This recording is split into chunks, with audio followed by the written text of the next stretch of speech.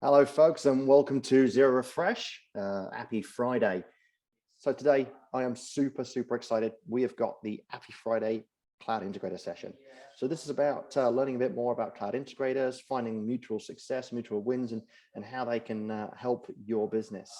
So really excited to kick off today. I just want to quickly introduce myself. My name is Elliot Spirit. I'm the Ecosystem Partner Manager here at Xero ANZ.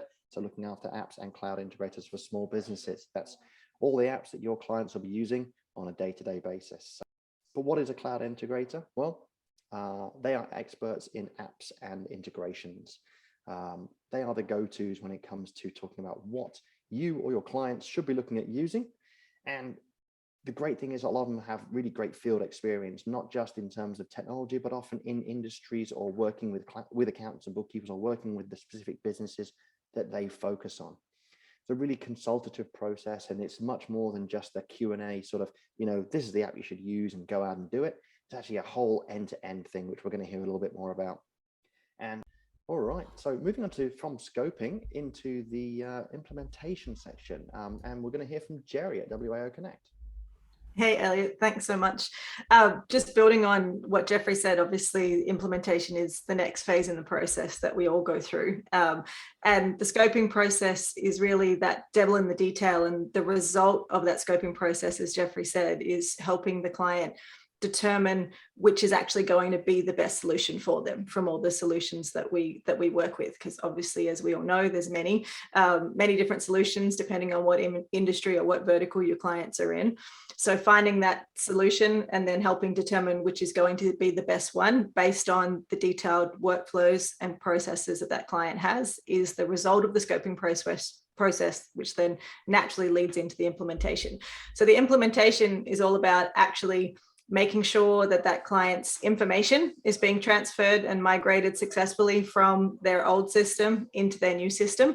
And that old system might look like an actual, other software and downloading data from that other software and putting in the new software, or sometimes it's actually helping them create a system for the first time and they're coming off paper if they're coming off spreadsheets, and it's a much bigger change management process than for some clients than for others that might be coming off existing systems.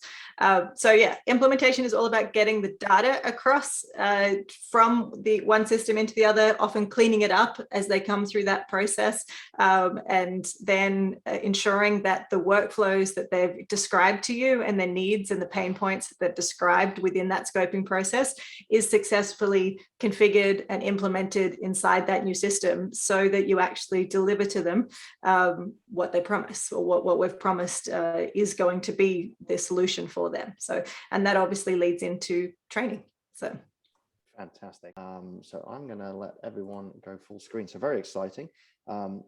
So I'll kick off with a pretty straightforward one, but I think it's going to be a big question open to the panel, and that is so what's the typical business that that engages with a cloud integrator look like?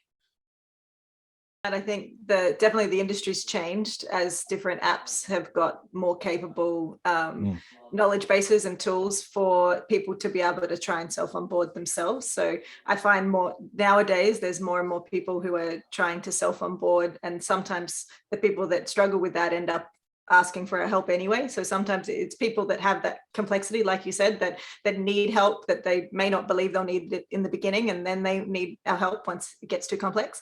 I think the other thing as well, before they even worry about putting the app in, people are actually overwhelmed by the choice, the number of choices that are out there. So they engage people like us because they have, what we used to call information bloat. It was just, there's so many apps, there's so many choices, which one do I do? And they start by going, you guys know it, can you help us? You know our industry, you know the apps, can you help us? So I think that's when they typically engage us from the very beginning. And then the third one I would see, and then I'll throw over to you guys, is just people realizing they don't have the time to do it themselves, and they just don't have the time, or they've been burnt themselves before. They've been through a crappy, this cloud is not new to a lot of people. They might be already on their second or maybe even third cloud system sometimes as their business grows, and they've been burnt really badly, or they know how much it takes to do it successfully, and they just want someone to manage it because they're already all busy doing their own work.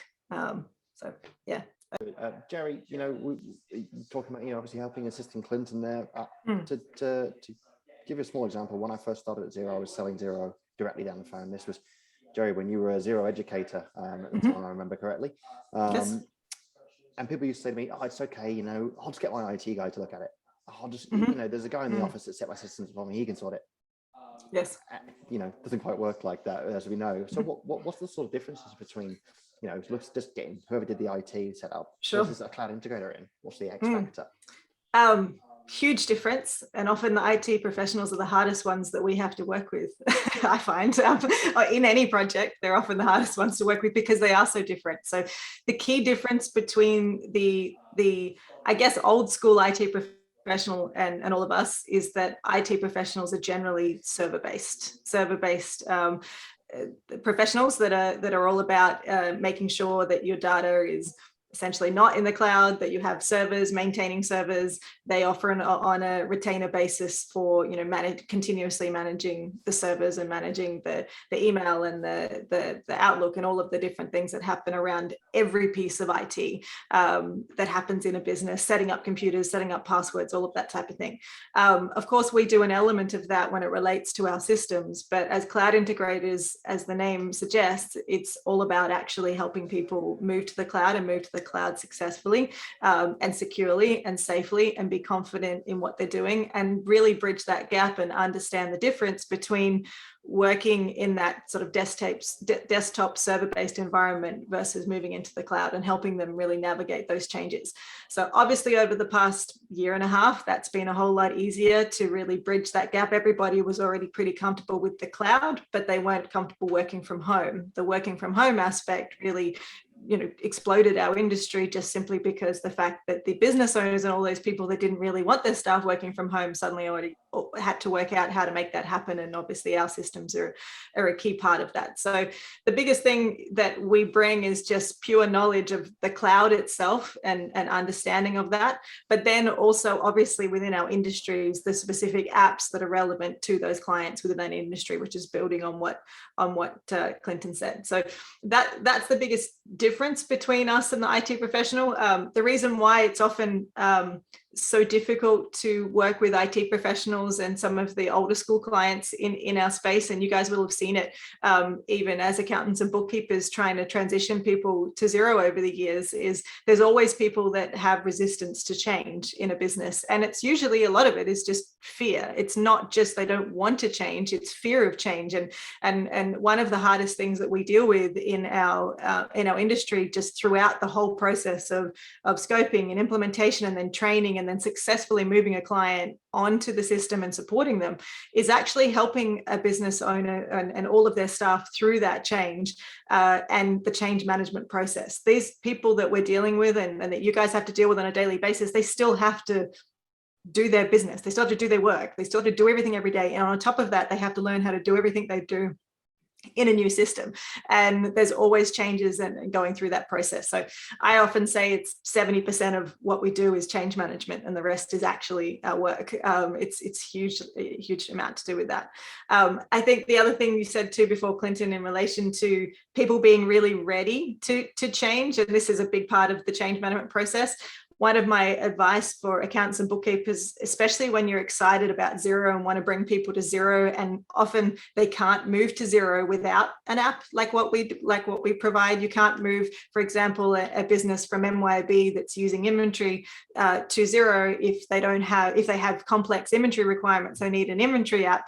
And all I can say is don't drag people to the cloud. Don't drag people. Let people make that choice and want to actually move to Xero and want to have an app. If you try and drag the client to the system and to the solution in the cloud because you want them on Xero yourselves, it's a nightmare for all of us, including you, and it can really hurt your relationship with them. So make sure that you're just constantly probing the client. I call them cloud conversations, having little conversations about them. Oh, did you know you could do this? And with this app, you could do this. And just probe the client with sort of what their pain points are, and some conversations with them about what's possible, because often they won't even know, and they'll hear this from their their friend at the dinner, at a dinner party, when we used to have dinner parties, maybe a Zoom party, at a dinner party, before they'll hear it from you potentially, if you don't have those conversations. So have the conversations with the clients, help them understand the cloud. And I know we'd like to think that everybody knows what Xero is and everybody knows what the cloud is and everybody knows about apps these days already, but they don't. You've still got to keep having those conversations. So yeah, that's probably my biggest tips on that side. Hope that helps. In your experience working with accountants and bookkeepers, how do you get them involved? How do you get their clients involved in the process? For us, we get about 50% of our leads from accountants and bookkeepers as well. The other 50% is people finding us directly. We at WAOConnect are a little bit different. I'm an accountant by trade originally, and so is my husband Marlon. So when we started Which Add-on, which is now the WAO Group, 6 years ago, we decided that we'd only hire accountants that had the accounting background, and then there's a few sort of engineers and analysts that we have now as well. But in saying that, if a accountant comes to us and you guys want to do the Xero conversion or work on the Xero side of things, then that's certainly fine with us. We have no concerns with that at all. If you want us to do it, if it's too complex or you don't have the time or you don't have the skill to deal with some of the things that you haven't done enough of, the more complex conversions in relation to inventory, multi-currency, multi-company, that type of stuff, then we're certainly happy to help, and you can shadow us through that entire process, because I completely agree with you, Matt.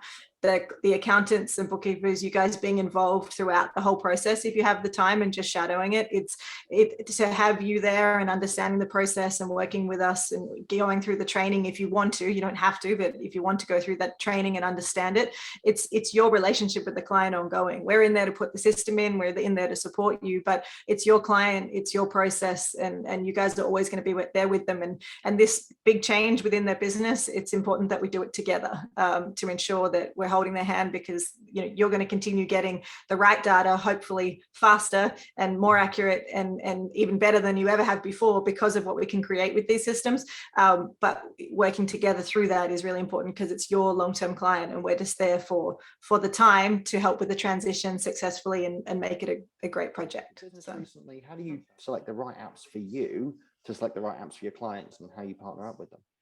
The scoping process at the very beginning is about understanding their overall needs, and most importantly, their workflows. It's with all of the different systems that are out there. Some of them, from the face of it, if you look at their websites, their features look like they're the same in the industry that you're working with.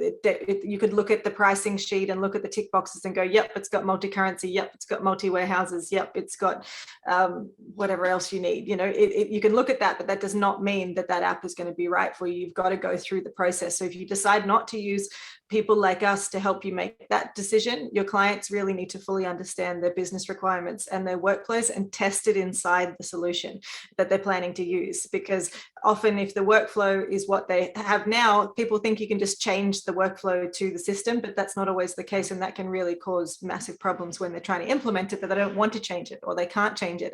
And I said it before, but the devil's in the detail. You can have two systems that are very similar, and it's the one feature that's different in the way that their workflow works that means that they should be on a different system. So getting your clients to test the systems really well, whether if you guys don't do it and they ask us, we'll make them do it because we're not going to recommend something unless they've seen it and they've made the informed decision themselves exactly how it's going to work. So yeah, that scoping process is about going wide and understanding their workflows, but also going deep into the detail. Then the implementation is solving those, I would say the top 5 pain points first, making sure those top 5 are fully solved.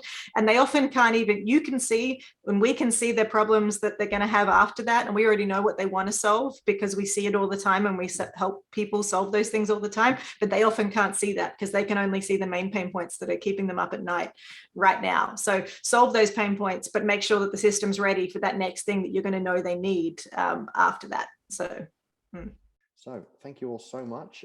It's been a great pleasure having you all here, and thank you once again to all of our panelists. Really great to hear some of the expertise and some of the fantastic experience that you have from